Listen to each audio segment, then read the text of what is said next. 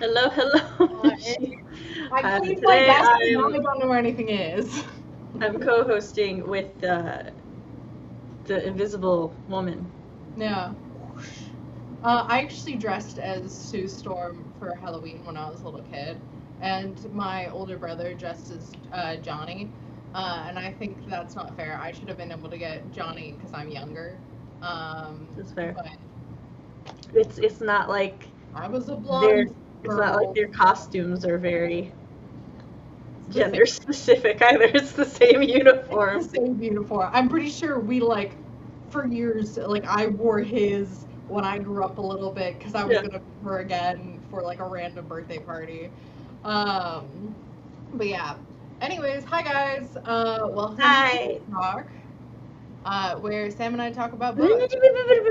Your Oh book. right, fuck. Yeah, yeah, Sorry, you okay. do the intro, and I You. cursed in the first 2 minutes. It's fine. Hi. So, welcome to our book talk, which book talk is when CB and I we take turns picking a book that the other one has not read before or just has no memory of, and then we read it and talk about it. Currently, it's CB's turn, and she picked Frankenstein by Mary Shelley, which I've been a fan of Mary Shelley for a long time. Never actually read Frankenstein. Um, Which, sorry, Mary Shelley. no worries. Uh, this book was published in 1818. Fun fact. Yes. Because So, I went to look up the word count earlier, and it was like, this book was published in 1818. I'm like, that's not an answer that I was looking for. Uh, also, in our link, instead of, a find more about Marie Shelley here, since this book is public domain, I just posted the link to read it for free in the yeah, Internet Archives. it's super public domain, which is great for the worm that's burrowing in my brain today.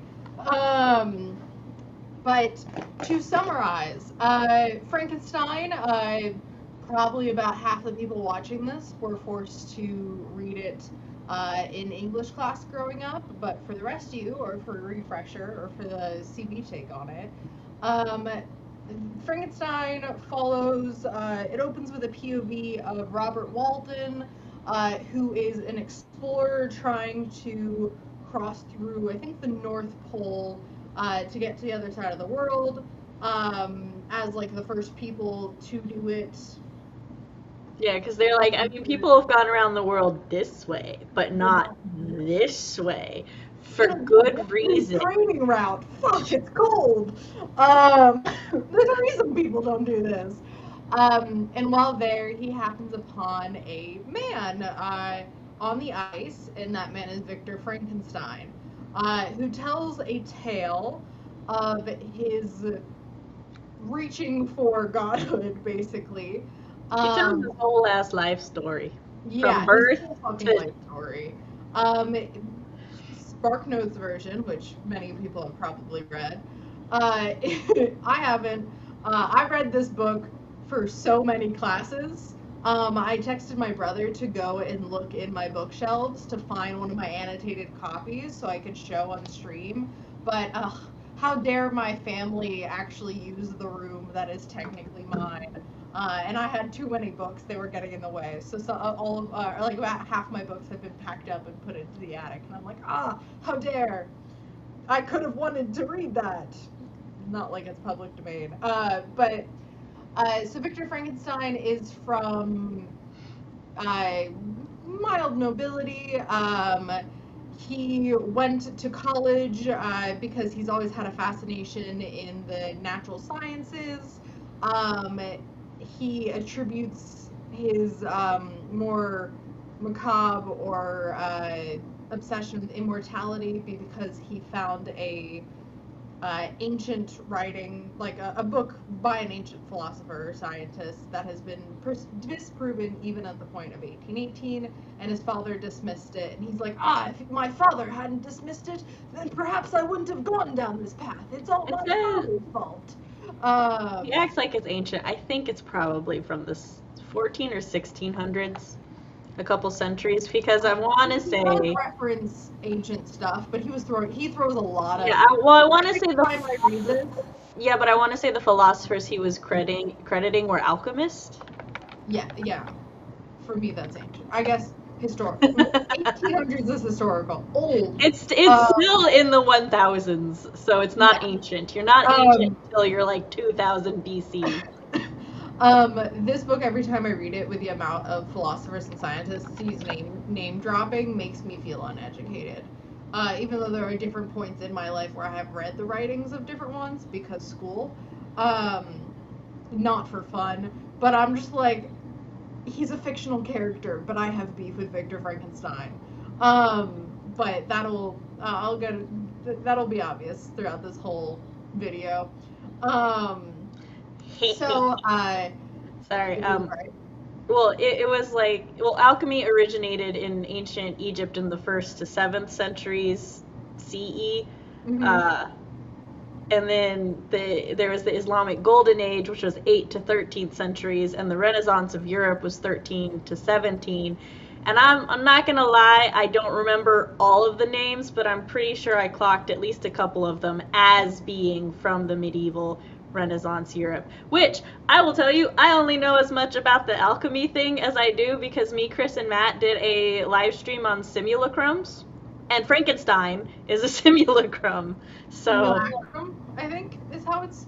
I have no idea how it's pronounced. Who knows? But synthetic humans. Allowed. Yes. So, he has this obsession. He goes to college. He's laughed at for having read these old philosophers. Even though he's like, I am their disciple, and then he's like, well, I knew they weren't like actually right, but. Okay, so, yeah, I knew they were like outdated. That's not bad. His mother passes right before he goes to college. And then while at college, he basically becomes a prodigy within the science department and decides to become God. That's basically, he doesn't really disguise it at all. And he decides he's going to make his own race of humans, or of people that will be perfect. Which is wild that, like, yeah. The book is called Frankenstein, the Modern Prometheus. Yeah. Because I'm like, he's not trying to give fire to people. No. He's just trying to be God straight up. So yeah, straight up. So he fucking makes a dude out of dead bodies. And the dude comes to life and he goes, ew. He flees, and then when he comes back, the creature is no longer there. This is all from Victor's point of view, is the beginning portion of the book. Well, the beginning. Sort of. There's the introductory letters, and then there's part 1, which is from Victor's point of view. Then we get some of it's a point of view of the monsters. I argue the entire book is from that one guy's point of view, but he was dictating Victor's point of view into letters, because like all of this has been sent letters and corrected. So yeah. So Victor returns with our boy Henry Clerval, which is his best friend, who is more of a romantic at heart, wants to go on adventures when he's a kid, and is dearest and has beautiful eyes. We get lots of descriptions about how gorgeous and amazing he is, which we'll get to later. Victor might have been a little in love with his best friend. Just a little. He's also in love with his cousin, but who's not his cousin, because Elizabeth, who's the love interest of Victor and his eventual wife, is a little blonde girl his parents found once, and decided she was just so gorgeous compared to those dirty, poor brunette children, and decided to adopt her because she's a sweet little angel, and arranged that she's going to marry their child, their son. Literally bought a fiance for her child, which in those days not that weird. Not that weird in the minds of people nowadays. I'm still gonna call it weird because it was. Well, it's kind of like, funny in an interesting way that, like, I learned through manga that rich people adopting playmates for their children is an age-old European practice that they've picked up in some Asian countries. And I was like, that does make sense. But also, it makes sense. It's really interesting. because I knew fucking weird. Because I knew about the I forgot what they're, the whipping boys and girls. Yes. I knew about those. I just didn't know about the paid for straight up companion. Sounds a lot dirtier than I meant it. Wait a couple years but yeah. So we'll get into their relationship. She was groomed for it. On it later during the discussion portion. Anyways, Elizabeth exists. That's important. Oh, she also has 2 younger brothers, but they don't really matter other than the fact that one is forgotten. We don't really care about him. And then one's cute and perfect and adorable. If you sense a theme here, everyone's perfect, except the people that aren't. We'll, also get into that. So this creature now exists. Victor is so kind of burnt out and in shock of what he has done and neglecting himself. He falls terribly ill. Henry nurses him back to health, and then they return to they're just there for a while. Nurses him back to health, and then by the time that Victor is 2 years past, Victor is going to return home to his homeland to visit his family. Victor saw the monster, or saw the creature, realized what he did, and that traumatized him so much he took 2 years to recover. Yeah. But they get a letter from Elizabeth, or his father, and says that his youngest brother, the cute one that's adorable, is dead, has been murdered. And the worst part is, it's this nice lady that, is Elizabeth's best friend, whose name begins with a J that I'm forgetting. Jacqueline? It was French. Yeah. She did it, supposedly. Victor and everyone knows, or the readers is no, that lady didn't do it. Because he had gotten a previous letter about how, she's so nice and all this stuff. And he's like, oh, it was the monster. The creature. And so he returns home. Justine. What? Justine. He returns home for Justine's trial. And she was found with a necklace that the boy had been wearing when he died. And that's enough proof, and then she admits to it so that she would get absolution religiously, but then feels bad, but then she's like, oh, but lying is a sin, and even though Elizabeth and Victor try and prevent her from being put to death, she is executed for the murder of the child. Rip. Which, I like that Mary Shelley kind of added a scene specifically so that Justine could talk to Elizabeth and be like, yeah, no, I only confessed because they were torturing me, essentially. And so they tortured me into a confession, but now I feel bad about lying, but it's too late now. And then we get a great little paragraph from Victor where he goes, woe is me, I'm in a worse off state than this lady being put to death for the murder of the child she partially raised, because she gets the sweet release of death and I have to stay here with my secrets. I wrote an entire essay in high school, I think, high school or early college, about how fucking stupid that is. How much I hate that man.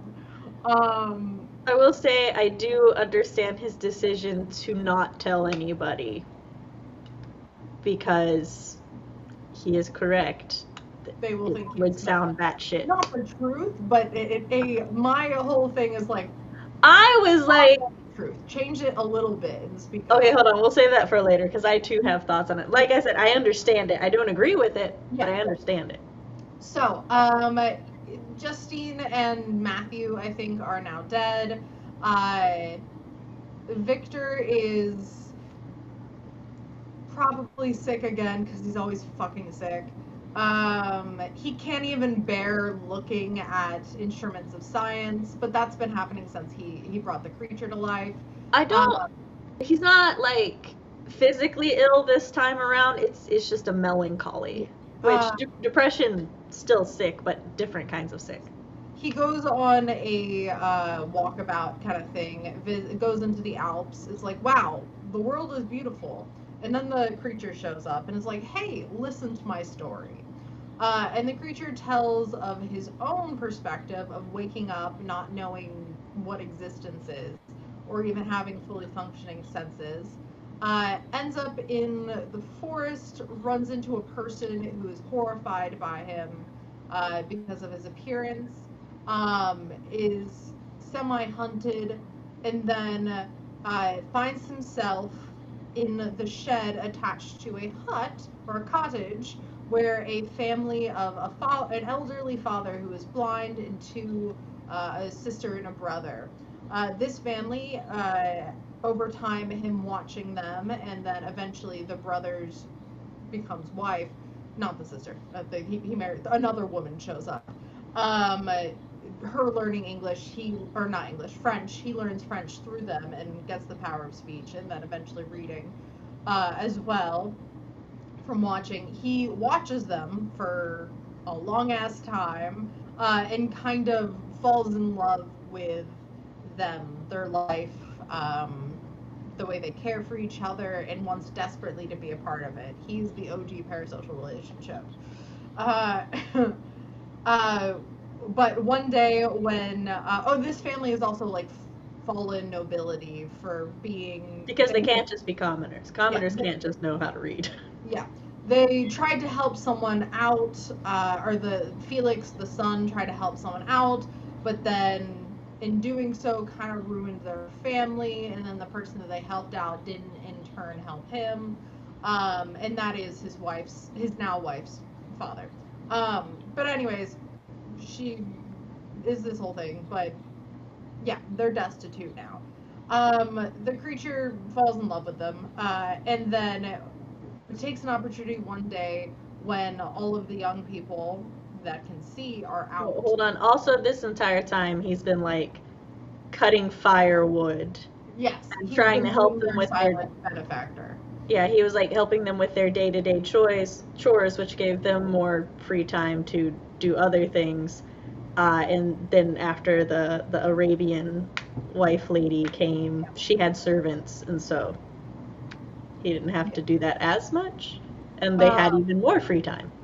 And so, no, her servant died. She's just another. No, that's a difference. That was her handmaiden died when she had originally escaped. Yeah. But then when she found him, she had servants again. Huh. Okay. So anyways, all the people who can see are out, and he takes that opportunity to go talk to the patriarch of the family, and is like, hey, I have these friends that they don't know I exist, but I care for them deeply, and I hope they love me too. Can you help me? They live really near here. And the patriarch is interested in helping, but is kind of confused. Rightly so. And then the creature hears the young people coming home, and the creature's like, it's you! You're the people! I love you! Help! Grabs his knees, like kneels grabs him and does this. And then the Felix, the son, comes in and is like, what the fuck? Throws the creature to the side, and basically the creature flees. Pummeling him. The wife runs away, or like flees. And so the creature runs into the forest and is like, humanity has betrayed me. During this time, he is also, some of the clothes that he had grabbed when he was leaving Victor's lab after he had first awakened has Victor's journal in it. And now that he can read the journal and see Victor's thoughts over his own creation, and is horrified that the man that created him is disgusted, horrified by him. So he has a little bit of mental breakdown and is like, humanity has scorned me, I shall scorn them, blah, blah, blah, I'm all alone, everything sucks, I'm gonna hate everyone. And then sees a little girl start to drown and saves her. Well, hold on. He was, he did that whole betrayed, but then he's like, well, maybe I overreacted. Yeah. Maybe let me just wait till they come back. But then, and they don't come back that night, and then like the next morning, the son's all like, I can't live here anymore. There was this monster thing that was trying to eat my father. Yeah, well, he doesn't say that, but he's like, I've told my tale. You understand why we have to go, even though it, like, forsakes our security deposit. Yeah. We're out of here. And that's when the creature, again, has his... Well, he did say that, like, his dad's life was in danger because there was a... He did think his dad was going to get murdered. It was a poorly handled situation on the creature's part, but also he's, like, one. I was about to be like, on Felix's part? No. No, Felix's, no, I get that from Felix's part. So then he goes into the forest, lives alone for a little while, then sees a little girl walking around, and then the little girl slips and falls and begins to drown, and he saves the little girl. But as soon as he saves her, her caretaker happens upon them, thinks that he is attacking the little girl, snatches her away and shoots him, and then runs off. And he's like, I had to spend months recovering, even though I was a good person, and that she would have died if not for me. But fuck me, I guess. Like, he's this is when it kind of sets in for him that there's nothing that, no matter what he does, he'll always be a monster. But that is what brings us to him to now seeking out Victor. He proposes this a deal to Victor. Oh wait, no, sorry. Then he goes to seek out Victor, happens upon a young cute child, and is like, oh, I'll steal this child. Oh, this child is so young, so innocent, won't see me as a monster yet. Yeah, I can groom him to not being afraid of me. And then the child's like, monster, call him! My dad is, Frankenstein. You can't hurt me, he'll kill you. And the creature is like, fuck you! I'm gonna take you away from Victor, even though he's his brother, not his father, but it's all, yeah, which at that moment, what if they had been two unrelated Frankensteins? Yeah. Would have been, I don't know how common that surname would have been, but I'm just saying, how you know? So he murders the child, and then is like, haha, I shall take what he has taken from me. It's this whole thing. And then that's when he now, it's where it is semi for Victor's presence in his, present day for recalling this. And the creature proposes, I will leave you alone, and all of humanity alone, go to literally nowhere and live off the land, if you make me a wife. Everyone else has a wife, and a lady to love them. I want a lady to love me. And it's less about, like, a wife, but it's more about, like, someone who is of his own. A companion. Like Adam had Eve. Yeah. Because he's lonely, and it hurts to be called disgusting and a monster and a creature and a freak. And Victor, his heartstrings are tugged by this, and he goes, okay, I will. But then he actually... Also, he's like, if you don't, I'll just keep killing all your loved ones. That little bit tidbit as well. Yeah, that also, which I will say, Victor's all like, oh.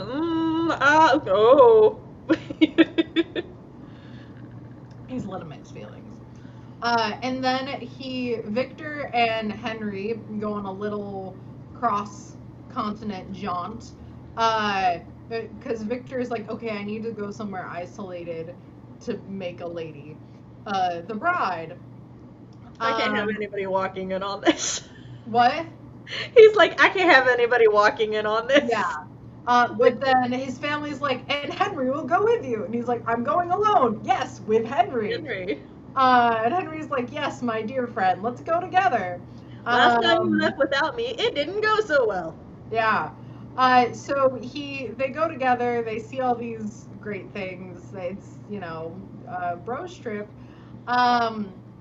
And then Victor's like getting kind of stressed. He's like, all right, I do need to make this bride so that my family's not murdered because it's a ticking time bomb. Henry, let's part ways real quick. I'm gonna jaunt over to Scotland. You go hang out with some people, and we'll be back up. I just need some alone time. Victor finds like a remote Scottish island, and then sets to work making the bride. Is halfway done when he goes, oh, maybe I shouldn't do this, because he is afraid that, one, they're gonna have offspring that will rule the world. Two, what if she is also horrified by the monster? What if the monster is horrified by her? Victor has this wonderful moment of, but consent. Yeah, what if she did not want to marry the monster? Already. She didn't make a deal to not, destroy all of humanity just for her existence. Like, what if she makes her own plans or something goes wrong? And he tears apart the corpse that he has half put together. He does also have a vision of the creature in this, like his creature, the guy creature, in this moment, and then tears apart the corpse, and then the actual creature arrives and is like, hey, so what's your plan now? And Victor's like, no, I shouldn't do it. I'm not going to do it. You can't make me. And the creature's like, you're gonna fucking die. I will see you on your wedding night. And then he departs.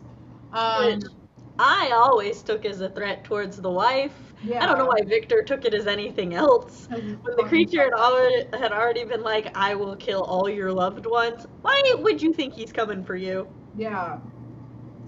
So the creature departs. Victor is like, he like goes to the beach and cries, and blah blah blah. And then he's like, oh shit, I should get rid of all the body parts before I meet back up with Henry. And so he goes, dumps all of his stuff in the ocean, and then decides to take a nap in his boat. Wakes up and it's storming and stuff, and so he's like, oh, I'm gonna die if I don't go to land. And when he arrives in a land, he's like, I'm in England, and everyone's like, this is Ireland. And turns out that a man had been murdered right before Victor had arrived, and the murderer looked like it was in a boat that looked a lot like his. A handsome. And that man that got murdered. Victor is like escorted to the magistrate and then shown the body. He's told that like they were choked to death, and he's like, oh shit, it was the monster or the creature. And then he's shown the body. He's like, then he breaks down because it is Henry, rip our guy. And he gets sick again. One of the best characters, actually the best character in the book. He just wants to hang out. This book has 2 good characters, and that's it. No, 3. It has 3 good characters, and that's it. Yeah. And for some reason, they love Victor. Anyways, so.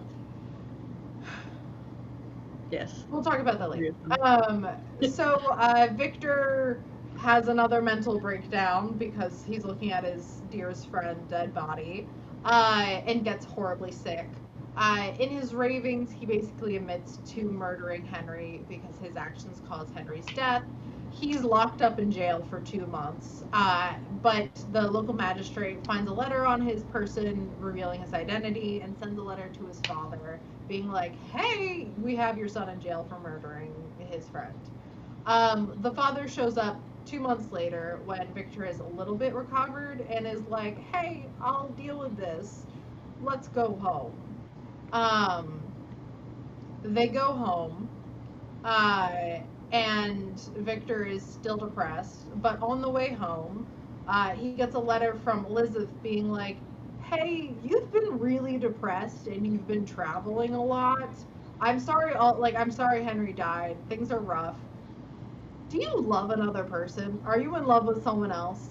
Because if so, we don't have to get married. I really want to, though, and I know that's always been the plan. But if you don't want to do that, that's okay. I just want you to be happy." Yeah, she's Uh, basically like, if you keep getting really sick and shit because you Yeah. don't want to marry me, just tell me. yeah. He's like, "No, I do want to marry you, the best of sisters." Um, So weird. so They're not related. I don't even think they were actually raised to be related. You know what I mean? no, Like, not at all, but they just use but they the refer labels. as sister and brother and cousin. And I'm like, you're just hitting all of the incest marks here, aren't you? But Uh, I do like how in her letter she's like, we're not actually siblings, but like we were raised in the same house. So if you love me like a sister yeah, and not like a woman, I get it. I don't see you as a brother, yeah. but and I was He's like, like, we need to let's just hash this out. What is happening here? I'm like, this is probably the best representation of this I have ever seen, and that's sad. Yeah. But he's weird though. On his side, he's weird. On Mhm. her side, it makes much more sense. Oh yeah. So they get back. He's like, "No, I do love you. Let's get married in 10 days." Um, Well, of course it's not weird on her side. She was groomed. yes, no, So, yeah, it's fucked up for her, but not because of her. yeah. So he's like, "Okay, the monster's gonna show up on my wedding night, and we're going to do great combat, and one of us will survive, and the other shall perish. I'm going to have 8 pistols on me at once and a dozen knives." He doesn't actually have that many, but that's kind of the vibes. So they get married. Huzzah! Old man Frankenstein, like the father, is like, "Oh, good. This is just nice." And the two of them go to Elizabeth's like familial estate that through some land of her former father, who was also a noble before he fell. Um, has or no, no, yeah, just procured her some land. It was Frankenstein's mother, Victor's mother, that was a noble, and her family also fell. Just everyone in poverty that we care about, they were a noble first, guys. They were. They were. So they go to this estate for the two of them to, make a family and stuff. The night they get there, he's like, "Elizabeth, go to bed. I shall patrol the halls." And he's walking the halls. He's like, maybe the creature is dead. He's a He fucking screams, dumbass. Elizabeth. He freezes, hears a second scream, and is like, "Oh shit!" Runs in, Elizabeth is dead on the bed, and the creature is there, and is like, "Ha ha! Told I you. don't provide neither do you." Unlike one of us, I keep my word. Yeah, Victor is like, "Oh, this is what he meant," and everyone goes, "Yeah, this is what he meant." And then the creature runs into the night, into the forest. There's a whole witch hunt to try and find who the murderer is, but Victor's dad dies of a broken heart. the He dad can't take dies it from a anymore. broken heart, which is a nice change of pace of women dying from broken hearts. Mostly it's women that die from broken hearts, so it's nice to see a man. In fiction, statistically, men do. Yeah. I hate the trope. I know it's a thing that actually happens to people, but I mean, it makes more sense here because so much fucking shit happens. Yeah. And he is already an old man. So the father dies, and then Victor basically sets out on this. He tells like a magistrate his whole story, and the magistrate's like, "Hey, we're no, Sure. like, yeah, if we come across him, we'll hunt him down, but sure." And Victor's like, "You don't believe me," and the guy's like, "I'm not saying that," and Victor's like, "I'll do it myself." He's like, I'm not saying I don't believe you. I'm just saying it's a hard pill to swallow. Yeah, then he goes to the graves of his loved one. He's like, I shall not die until the creature is dead. The creature appears and is like, ha ha! Now you shall stay alive. Uh, and they proceed on a who knows how long, who knows how many miles chase, where the creature is, every time that Victor seems to almost lose the creature's trail, the creature comes back and goes, right here, come on, I'm over Essentially here, keep taunting him. going. Until they end up in Antarctic or in the Arctic Circle. And that is where Victor is like, well, I am going to die, and then comes across Walden's vessel and is taken aboard. At this point, Walden and his men are like, hey, can we go home? This is not going well. And Victor is like, how? Okay, also, the reason Victor's telling this whole story to Walden is supposedly because he doesn't want Walden to make the same mistakes that he did by reaching for something that no man should achieve. In my opinion, traveling, finding a new trade route versus becoming a god of a new species, they're different things.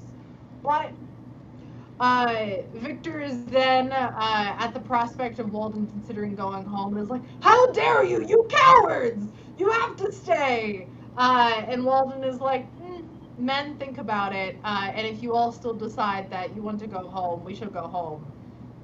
The men are like, yeah, we want to go home. And he's like, okay. And Victor is like, ugh. They're like, it's not cowardly. In the first place. It's not cowardly to want to not die. Which is like the exact opposite of what he was saying before he began his story, showing that he never fucking learned his lesson. Okay, and then Victor dies. Well, he's like, I'm going to set out on my own after the creature, and then he dies within a couple hours because he's. I don't know why he thought he could survive the Arctic. He can't even survive disappointment. Literally. Like, you got a broken nail and you're down for a week. Like, come on, bitch. He dies. Walden is like, but not before telling Walden to kill the creature. Like, I now pass my responsibility on to you. Walden is writing the last of this tale to his sister, being like, I'll be home, I'm heading home, the ice is cleared up, it seems like I will actually see you again. What a tale. Oh wait, I hear something. And then it's like, oh shit, the creature's real! So my dear friend that I love and think has such great eloquence and beautiful eyes, because Walden is also gay, was telling the truth. The creature is like, it wasn't my fault. What is the human condition? You would do it too. People were mean to me and that's why I did it. Walden is like, what did the people that you killed do to you? Yeah, he was kind of a dick, but he didn't actually kill anyone. And none of the people that you killed people. And the creature's like, no, this isn't on me. You don't understand. I'm gonna go kill myself now, because I see no more reason to live, because I'm done. The man I'm tormenting is dead. And I'm sad about that. And Walden's like, yeah, because you can't torment him. And he's like, no, because he's my creator. I'm sad. My dad just died. Gosh, how insensitive. And then Walden's like, what? And the creature goes off into the night, supposedly to kill himself. And that is the end of the book. So Sam, what did you think of Mary Shelley's Frankenstein? Well, let me tell you, I've always enjoyed the Frankenstein movies and how the question has always been, who is the monster, man or the monster? However, in the book they are both the monster, so fucking sucks, except the discourse does not exist. And Walden kind of has a stick up his ass, but isn't evil. I still don't like him though. He's still. I mean, I don't like him either. I think he's kind of entertaining because I realized he's the reason I've never read this book. Walden? Anytime I've tried, he's so fucking pretentious. Oh yeah, I mean, Victor's so fucking pretentious too. You want to start that book out this way? That's not how you get Sam to read it. I remember I hate Victor Frankenstein. Like, Oh, The I've always creature, disliked I Victor. think, is bad, but I have mixed feelings on because it's like nature. All of this, there's more discussion with the creature. Victor can go fuck himself. Like I hate that man so much, and I didn't forget, but I didn't process that I'm gonna have to read the book from his perspective again. So I'm like, the story itself is really interesting to me. Victor's takes are so fucking rancid. I would say I don't really hate any of the characters, Okay. but I do greatly detest both Victor and the monster in this book, and that breaks my heart as I love the monster and so many other things. Yeah, the But creature is the creature is just, he's just Victor's son. Like, in every meaning of the word, he's just like him, which is interesting because Victor wasn't around to socialize him. And I like how he blames the author of Paradise Lost for that. He's like, if I hadn't read Paradise Lost, I wouldn't be such a pretentious, judgmental dick. And I'm like, But he also read Victor's notes in like journals, and I'm yeah, like, well, he read a bunch of stuff. and so- I'm like, I think it's so the concept of the creature of nature versus nurture, of would the creature have turned out differently if he had different influences? Like if Well, he we had can't really go nature versus nurture in this because what is nature? the thing with nature, Yeah.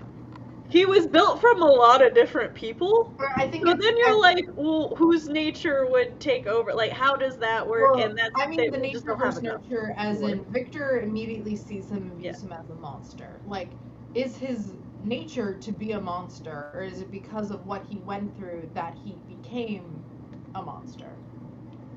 Oh no, definitely. It's he started out a blank slate like a child. Exactly. I agree, yeah. But he became a monster because he had no guidance and Yep. because the world was Cool. terrible and everything to him. But like at a certain point he did know better and he still Yes. did things. And he completely tries to take away any agency he has because he's like, "Oh, Victor I was and the creature I knew that. Because he's like, Victor I was controlled by my temper and stuff." And Adam, which is what the monster is called in canonically, that's his name in other works and stuff. Yeah. He reminds me. I know it's such a buzzword at the moment, but he reminds me of a narcissist. Yeah. And he has so many of those tendencies and stuff, and I'm like, I cannot. But also, maybe Herman Munster is a better adaptation than I thought it was.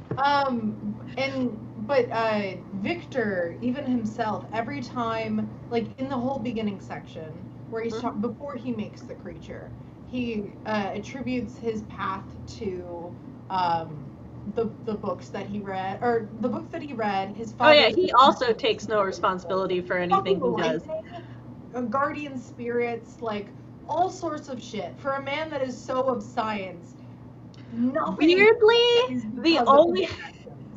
Weirdly, the only things he takes responsibility for are actually things outside of his control. Yeah. And I'm like, I mean, on the one hand, he's taking responsibility for things, but also, what the fuck are you doing? Like, Victor, you missed the point. This is like, the book. Also, go ahead. Well, no, he couldn't have just told them, hey, I created a monster. He could have told them, hey, I made an enemy. There's a man after me. Yeah. There's a man after me. So. And he could even be like, he has some sort of deformity. Yeah, and like he's got a deformity. It doesn't have to be like, hey, this is the absolute truth of his creation. It'd be like, no, there's this giant dude out there. Like he 100% could have said something, and it would have also explained his conviction and his reaction and just like what was going on with him.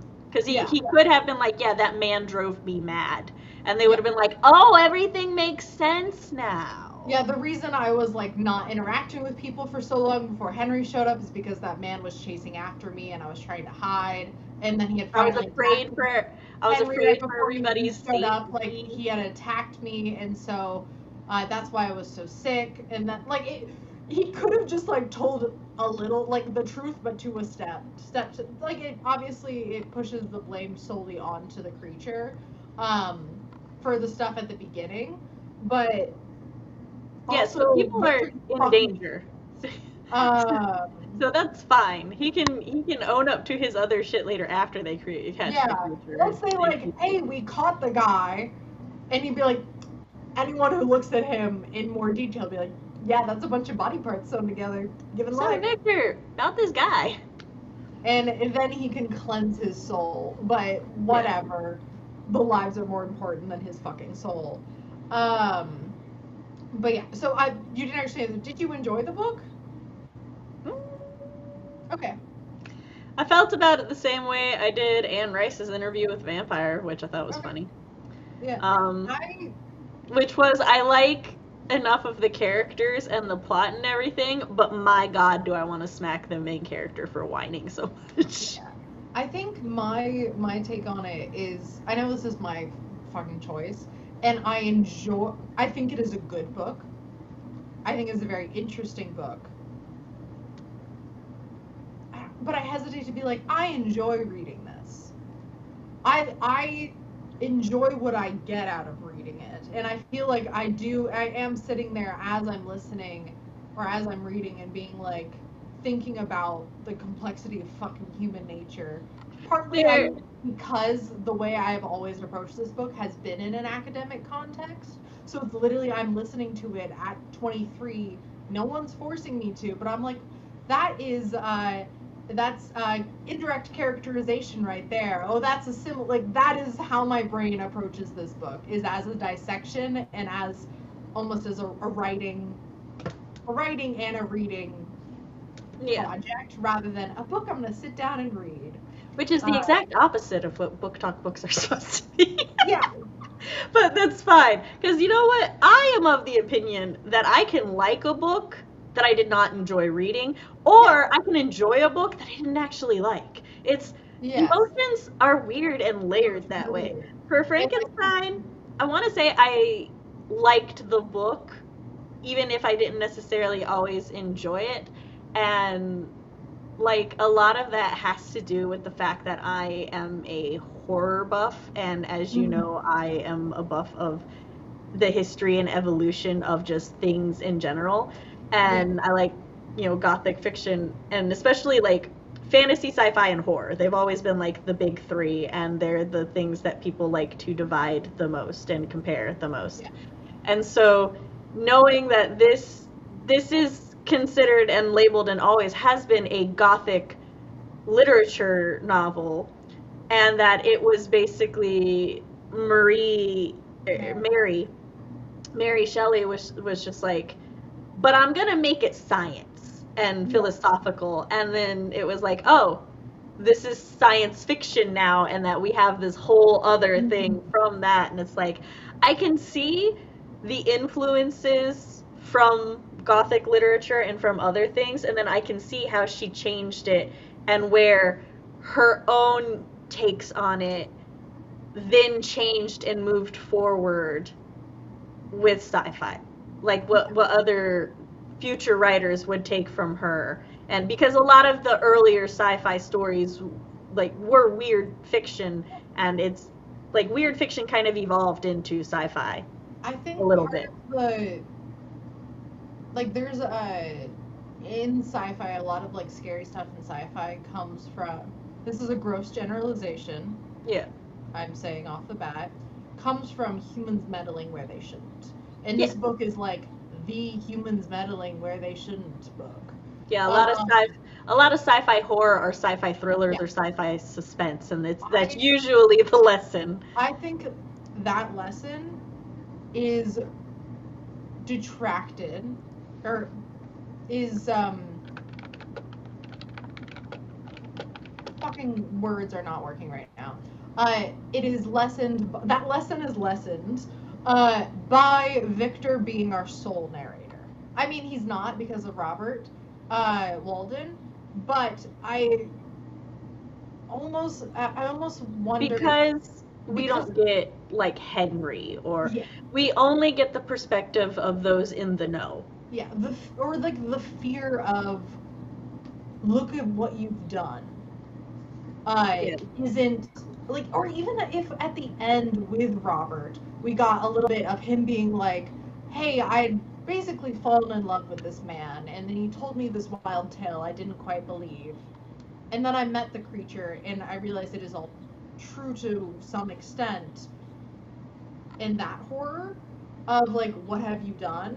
But there's also the part of me where I'm like, but you do get it. The reader is the one You're going, supposed to what get it. have you done? Yeah.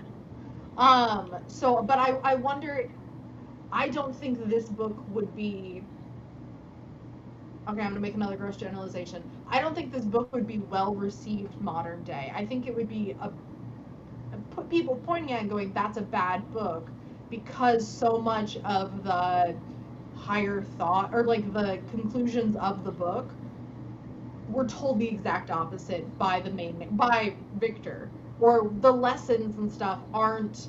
I would argue that that's just because of the current movement of de-intellectualization. That's what I'm saying. Like, I Yeah, think, which doesn't really say, like, the book can only do what it do. yeah, but I think it's, I don't know. There's two parts where I'm like, oh, I wish they had said it more, but I also like that they didn't quite say it. That they let the reader draw their conclusion, because that's part of, growing your brain. Generally, with stuff like this, the point or like the goal of most literature like this isn't to answer the question. It's just to pose the question and give you options. Like, it's all about making the reader feel a little uncomfortable with reality as they struggle with those own answers themselves. Because if the book gives you the answer, or if the book answers the question for you, then it's not as poignant in its purpose, which is coming from somebody who that is part of the reason I don't read that genre a lot of the time, because I like having the answer. So that's just a oh my god, symptom is not the word I want, but it's the word that's coming. It's a symptom of the genre. Yeah, a trait of it. And I think yes, I enjoy that, but it's one of the things, I know we talk a lot about, like, I'm kind of a picky and kind of a dick when it comes to books and stories. Doing book talk has definitely made me aware of that. And I have incredibly strong, mostly kind of asshole opinions about things. That happens a lot for people who went to college for it. Yeah. Part of the reason I decided not to. I've had them. I was picking fights over Frankenstein in high school, though. Yes, but you went to a specialized high school for this stuff, and your dad is an English professor. I did not go to a specialized high school. I thought your last 2 years of high school were in. My last year of high school that's my first year of college. Okay, well, in my defense. But yes, that was a high school, like, I also covered Frankenstein in that class. That's the thing, where I covered it in two different types of learning. Like, one, it was like an honors English class when I did it in high school. That's joking, because the next year also, to be fair, I was in honors English classes, and then I did AP English, where we learned to analyze it. But as part of my curriculum, we read, I forgot what the book is, but there's a chapter called Sometimes a Cigar is Just a Cigar. So like, my AP English teacher went out of her way to make sure that while we were analyzing media and stuff, we were also taking a break to just enjoy media and to not necessarily judge media just because we might disagree with it or something, which I think in a lot of which this is my gross over exaggeration, or just not over, but this is my gross generalization just based on the people I have personally known who have English degrees or took creative writing courses in college, is that a lot of times in academia it strips away the fiction part of writing Yeah. and tries to judge everything on how poignant it is, like how realistic it is, what its message is, and everything. It completely forgets that writing and telling stories can be for entertainment, or that it can be for entertainment while doing those other things. Isn't there like, yeah, why do you write? And there's like, it's like 3 different things where it's education, entertainment, persuasion, and I don't remember. But there's like a thing, and there, Yeah. education's only one of them. But yeah, so one of the things I had issues with through high school and then through college from an academic perspective is I was looking at it straight up like a story, whether or not I enjoyed it. And that's where I was like, and I can pick apart the ways I enjoyed it, but I was being encouraged and also punished by grades for not doing so, to go deeper than that. Like tear it apart more. Like have these thoughts, which, or not these thoughts, but like, you know, exactly also, what you're talking about is the issue. I was being encouraged to do so. Not by every teacher, but by enough that it definitely, like, when I turn on analytics. I don't know. Also, I don't. Sorry, I just want to say I don't know if this was the case for any of your teachers, as I don't know any of your, teachers and stuff. But I do know that there are some teachers that will pose a question about a story, and if you write anything that goes against what they personally think, regardless of how good your argument or anything is, they will mark it as wrong because it doesn't fit with what they wanted you to answer. And I did have one teacher who did that. I've had a variety. But that was with history essays. So no, mine were usually English ones. Where I'm like, I disagree. Or I'd be like, or I have written essays where it's like, the point of my essay was saying it doesn't matter because I enjoy it. And then like going into that, in a analytical sense, but that was the idea of like, either this, or it's either this or that, but I don't care which of them because of this, and here's why. Whether or not it was a good essay, I don't remember or care super much to go back and look through my Google Drive. But Frankenstein, with reading like this book especially, but then our books in general, because I know we're going to be sitting down and doing a talk on them, I am turning on the parts of my brain that were structured in those classes. Where for like a stream, even over the course of like some of our other streams, we'll open the stream being like, nah, I didn't really like it. And at the end, I'm like, blah, blah, blah, blah, blah, blah, blah, blah, blah, blah, and he was like, rah! And I'm like, I'm not that passionate about it, but it's time to talk, so my opinions become very intense. So yeah, I think that's also in part just because we have a lot of fun talking and arguing about things. Absolutely. But I wanted to add that in as well, about the different ways to approach there was a point in this novel where I was like, I hate this novel. Yeah. And I'm like, I'm not going to have anything good to say.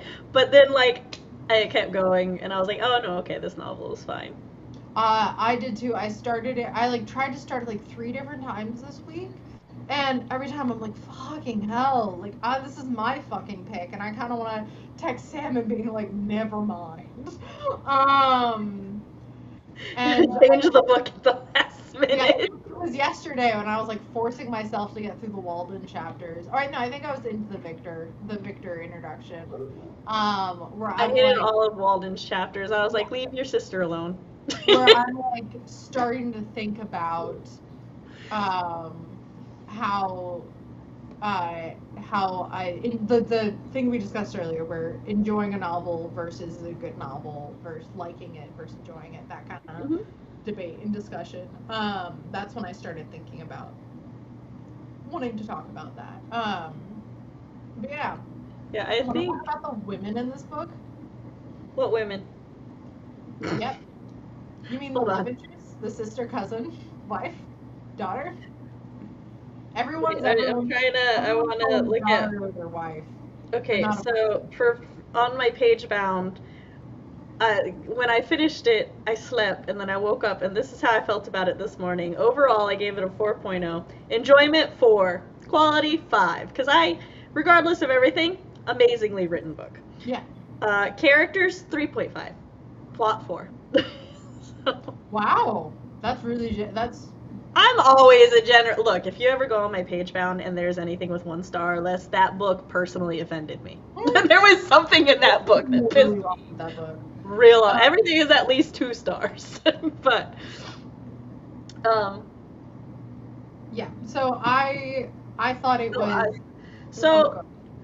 all right, Elizabeth was fine. Like, no real complaints. I actually enjoyed her because I enjoyed her. Like, she was actually, like, I think she was characterized, she was like a well-written woman character, which makes sense as Mary Shelley wrote it. So, like, even though she's like a mildly unimportant, like, background character who has little to no influence on the plot, she was still written like a fully developed character. So, love her. I feel so sorry for Walden's sister. I don't know how she feels about his letters. He never mentions in your last letter you sent this or anything. Well, at the beginning he's like, hey, I'm sending these. I'll only get a reply. Like, there's only one time where he'd be able to get a reply, and that's at the very beginning. That is and fair. Then everything after that, he's like, I don't even know if you'll ever get these because I'm not sending them because I'm in the he's just circle. Okay. That is fair. I did forget that part. Yeah, no worries. I had to write a characterization on Walden's sister, and I'm like, she's not in the fucking book. He's writing her. She doesn't have. I mean, like, yes, we got a little bit. Presumably like, close to Walden. That she asked him not to. She's like, please don't do this. He's like, I know you asked me not to, but I have to. Presumably loves and cares about her brother. Yeah. Tolerates him enough that he thinks she'll read the letters. My glasses are very crooked. They're so crooked. Oh my god. Sorry. I don't know how to fix this. Anyways. Yeah. And then the fucking child. I don't think the creature is canonically beautiful. No. I was like, as soon as we got to the point, I'm like, the fuck? He called the creature beautiful in like the same way. I felt it had the same vibes as only a face a mother could love, and he's the mother. Yeah, and then he woke up, and I'm like, that part in specific, I took a very different way than the book meant for it to take, and that's just because there are so many times when, like, as a parent, you have a, like, particularly stressful or bad day with the children, and then they're sleeping, and you're like, oh, you're such a little angel, so beautiful, so precious, until you wake up. So, I was like, Victor, I relate in this moment. No, okay, so so here's what the text says. Here's what I'm choosing to take an interpretation. Don't know where the fuck I was getting "it's beautiful" from. The text says he fashioned it in a way that the features should be beautiful, but because of that's a dead body, the skin is sallow, the lips are like wrinkled, because it's not flushed with life. It's like, I think from they're traits of a beautiful person, but because there is no life in it, it is horrifying. It like literally is something. It's not horrifying. It triggers the uncanny survival in people's brain. So and I think it's like, no, it's kind of like shriveled and weird looking. Is what the text says. I'm going to choose to take it as Uncanny Valley because I enjoy that more. Because I'm like, oh, okay, that's just like an ugly thing that. Well, I mean, to be fair, no matter how fresh the corpse is, corpses do warp very quickly, and so it's probably when he harvested the body parts, they were beautiful, and then he put them together, and now you've got this Thing. grody looking thing going around. I actually think that probably Frankenstein in the movies looks better than how the actual monster is supposed to look. The green one? All of them. I don't think there's actually been a Frankenstein that's supposed to look as weird and horrific as the one in the book does. People are like, Jacob Elordi's Frankenstein is too hot. And I'm like, I don't think he looks dead enough. But I think his is the closest with like, yeah, that's probably what it looks like.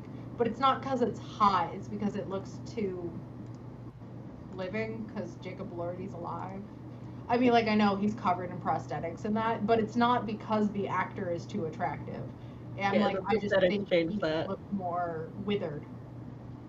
He also, I think there's a charisma that he has that the monster definitively lacks. Oh yeah, it's so lax. Sorry, I'm super. He didn't get that from his dad, Victor, because Victor's got to have a natural charisma about him. Otherwise, I don't see why anybody gets along. Yeah, but also Victor is fucking like 22 or something when he brings the creature to life, or even younger than that. No, it is 22 because he's 25 at one point. He says 3 years ago. But yeah, which I'm like, man is, in his year of college, making horrible decisions. Yeah, he did. Yeah. Like, he is at an age where it 100% makes sense for him to have done this. And for him to see. Which also may be why I don't judge him as harshly, because I am like, yes, this is a 20-something. This makes sense for that age group. I have been judging him like that since I was like 14. Well, that's because that's your age group. We always judge our own age group harder. Maybe when I'm older, I'll judge him less, but even when I'm younger, I think I hated him more when I was younger. Actually, no, I just fucking hate this man. Sorry. Actually, I'm not. I just can't fucking stand him. Well, that's fine. Like, talking about the way he talked about Elizabeth, who's like, and she was given to me. She is mine. Because his mom told him that. Like, yeah. But I'm like, people. Victor is the way he is because he was nurtured that way. Yeah, no, his family's fucking weird. And I think it's hilarious that they just never talk about the brother that's like Esther or whatever. And the brother that wants to be a soldier. After the father's death, never fucking mention that guy again. I assume he died in war. We don't even know if he went to war. Victor took off to hunt down the creature, and leaving, he's like, there's no one left for me. And I'm like, you have another brother. Like, I didn't, like, when the book started, or when I was reading the book, and it's like, yeah, he's got 2 brothers. I was like, what? I knew he had one. I didn't know about the other. There's also another one, I guess. And then I was like, oh, wait, yeah, the one brother. But then, no, that turned out to be Henry. And I was like, never mind. That's not the brother. Rip to this poor brother. Sorry, I'm totally obsessed. No, you're good. There we go. That's more okay. Which, I did see the 2025 Frankenstein film. I don't know if you have or not. I haven't. It is so, from all of the films that I have seen and from this book, it is, I think, so far the most faithful adaptation. Okay. Except they give Elizabeth a much bigger part that I don't like. I'm very annoyed. We can watch the movie and talk about that if you want, but I want to say much more. I considered watching the movie before this, and then I barely finished the book before stream. So that didn't happen. Big surprise, I know. Besides, if we do a let's talk about the movie, we should have Chris there. Yeah, that'd be Frankenstein is his thing. I got so much shit for doing this book. Even though I used my Libro credit to buy him a really nice full cast audiobook for it, so that I could listen to it. But he was like, but that's my thing somehow at some point. And I'm like, I don't understand this bit, but okay. Yeah, so one of the adaptations, I don't know if I watched in a film class or in one of my English classes after we read it, has the monster drown the little girl instead of saving her. Oh, Like they missed the point. It adds together Matthew's death and then the little girl. Oh, So okay. he sees the little girl and he's like, I'm gonna take you away. You're gonna be mine. And she's like, ah, monster. And he goes, no, and drowns her. So it's not. I don't think Victor has siblings in that take of it, or in that adaptation. I don't think he has siblings in most of them.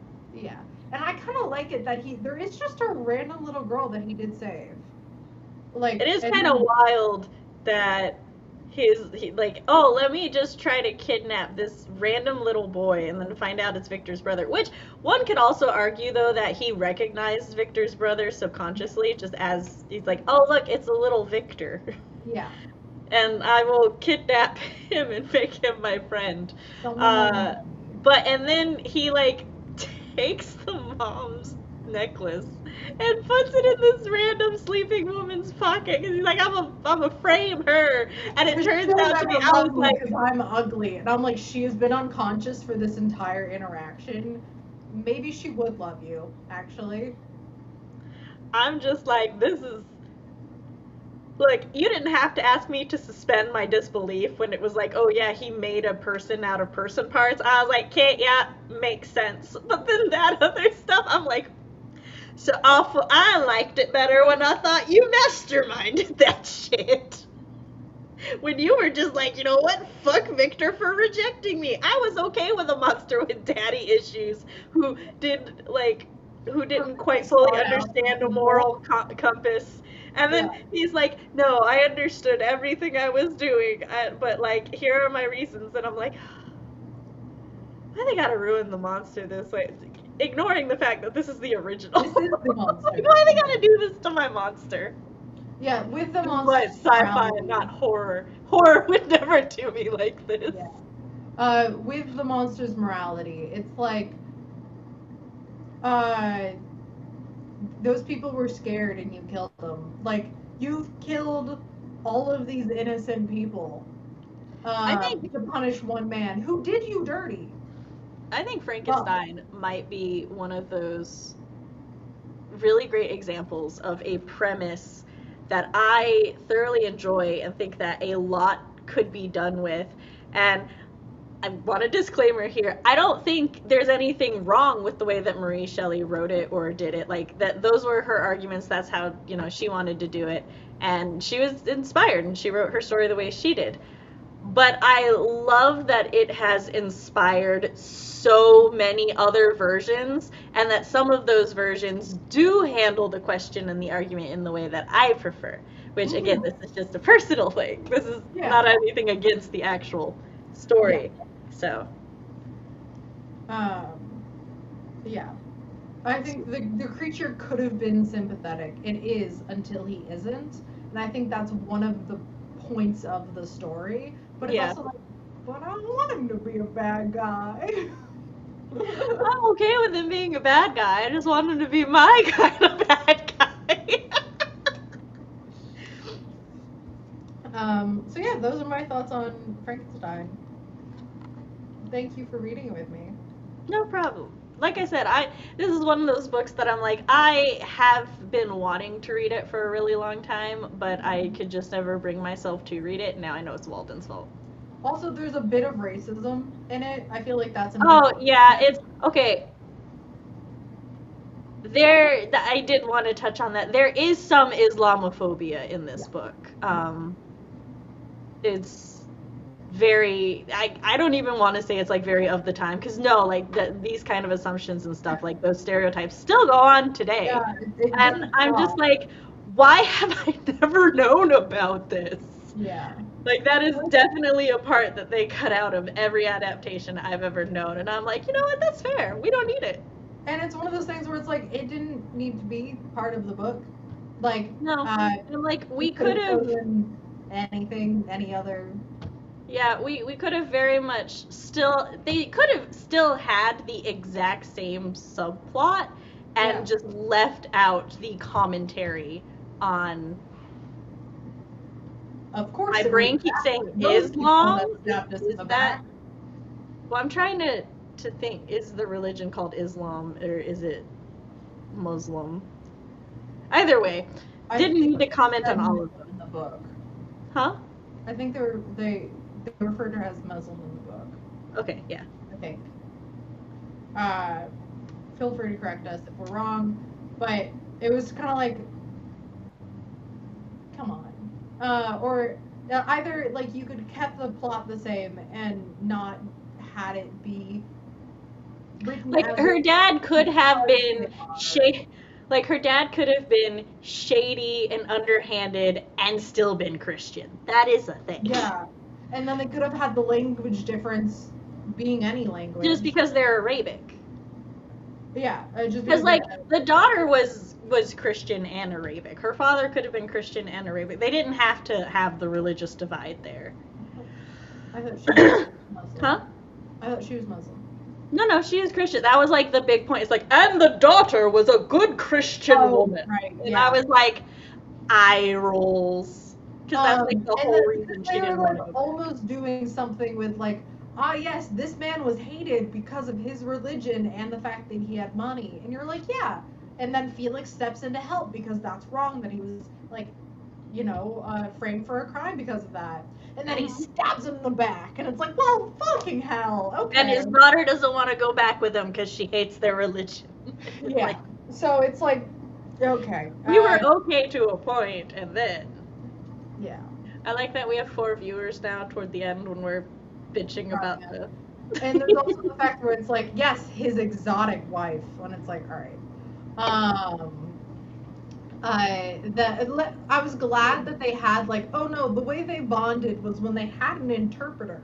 So it wasn't just like they sat there and they looked at each other and her wildly foreign wiles seduced him and he was blah blah blah, which is how some things are written. But I'm glad it was like I know. And they bonded. But I will also say this, Mary Shelley did portray a loving interracial relationship, and I think that was probably progressive for the time. Yeah.